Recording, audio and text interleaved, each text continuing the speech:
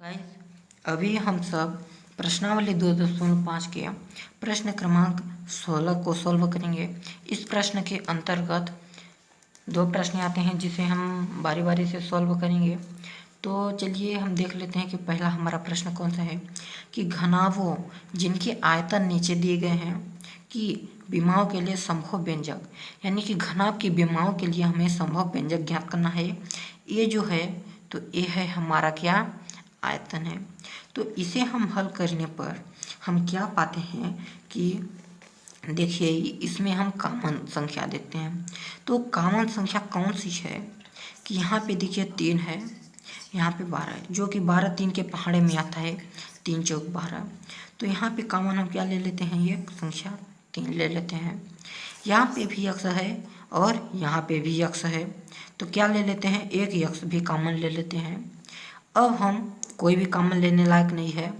अब देखिए इसमें से बचा क्या था, हमारा एक यक्ष बचा था, तो यक्ष यहाँ कोष्टक के अंदर लिख लेते हैं।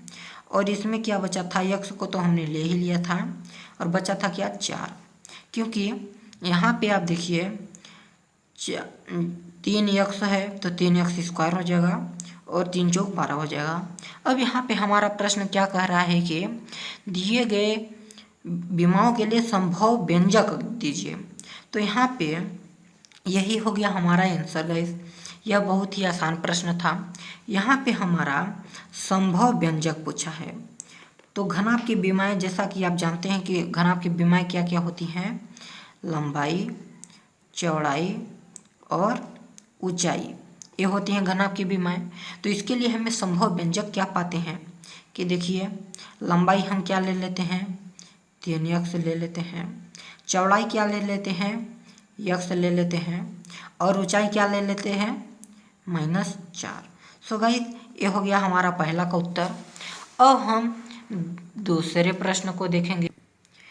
दूसरा जो हमारा प्रश्न है वो है 12 प्लस 8 और -20। अब गाइस यहाँ पे भी हम देखेंगे कि इन संख्याओं में कॉमन क्या है। यदि हम देखिए यहाँ पे 8 है, 20 है और यहाँ पे 12 है, तो हम कॉमन संख्या कौन सी लेते हैं। यदि 3 लेंगे तो 12 आएगा, 8 नहीं आएगा और 20 भी नहीं आएगा। यदि 4 हम लेते हैं तो 12 भी आ जाएगा, 8 भी और 20 भी। तो यहाँ पे हम कौन सी एक संख्या कॉमन ले लेते हैं, 4 ले लेते हैं। अब यहाँ पे आप देखिए के यहाँ पर है, यहाँ पे भी के है, यहाँ पे भी के है, तो एक संख्या हम और कॉमन के ले लेते हैं। अब यहाँ पे देखिए y यहाँ पर है, यहाँ पर है, परंतु यहाँ पर नहीं है, तो इसे हम छोड़ देते हैं। अब कोष्टक के अंदर जो संख्याएं बची है उसे हम ले लेते हैं। तो कौन कौन सी संख्याएं बची हैं कि देखिए यहाँ पे 4 ले लिए हैं तो 3y² बचा है, तब 4 3 12 KY² हो जाएगा। और प्लस यहाँ पे के हमने ले लिया था, बचा क्या है, y बचा है, और 4 दूनी 8, 4 दूनी 8 होगा, y बचा है। और माइनस यहाँ पे 4 के हमने ले लिया था, के भी यहाँ पे ले लिया है। अब क्या होगा, 5 ले लेते हैं, तो 4 पंचे 20 और के यहाँ पे। अब यहाँ पे आप देख सकते हैं कि इसे हम ऐसा ही रहने देंगे। अब यहाँ पे आप देख लीजिए कि जैसा कि मैंने 15वें प्रश्न में बताया था कि जो a गुणे c होना चाहिए वो भी a+c होना चाहिए।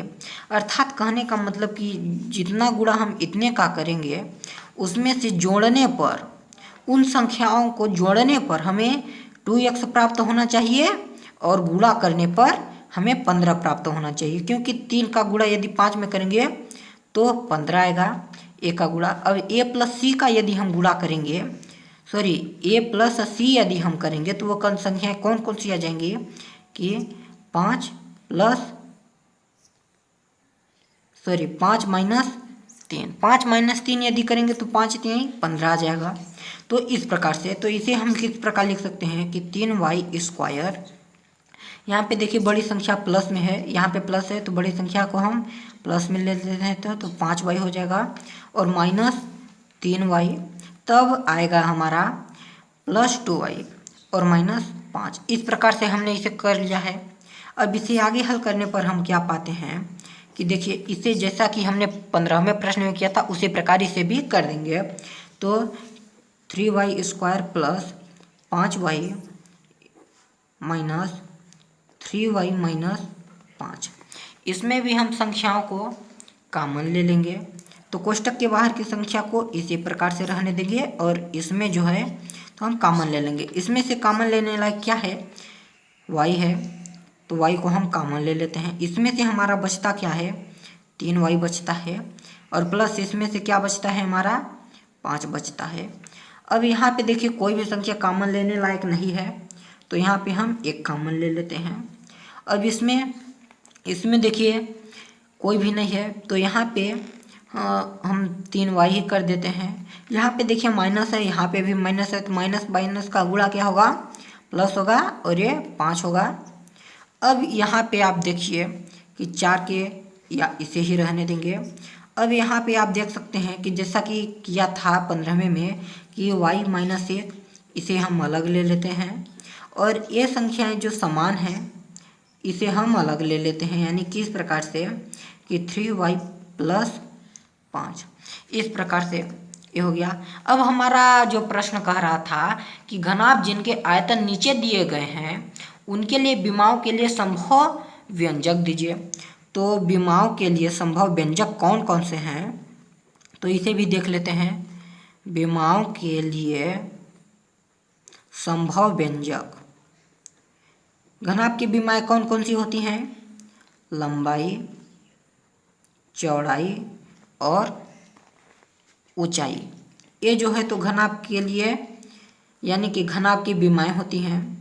तो यहाँ पे हम क्या करेंगे कि लंबाई हम किसे ले लेते हैं, लंबाई 4k को हम ले लेते हैं, और चौड़ाई y माइनस 1 को ले लेते हैं, और ऊंचाई 3y प्लस 5 को ले लेते हैं।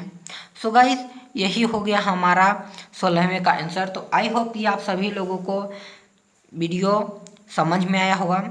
तो प्लीज़ चैनल को सब्सक्राइब करें और वीडियो देखने के लिए धन्यवाद।